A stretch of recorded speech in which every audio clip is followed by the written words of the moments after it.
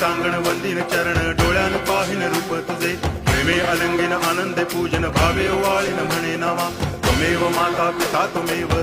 बंधुश्च सखा त्वमेव विद्या करुणं त्वमेव सर्वं मम देव कायेन वाचा मनसेन्द्रियैर्वा बुद्ध्यात्मना वा प्रकृति स्वभावात् करोमि यद्यत् सकलं परस्मै नारायणायति समर्पयामि अच्युतं केशवं रामनारायणं कृष्णदामोदरं वासुदेवं हरि श्रीधरं माधवं गोपिकावल्लभं जानकीनायकं रामचन्द्रं भजे हरे राम राम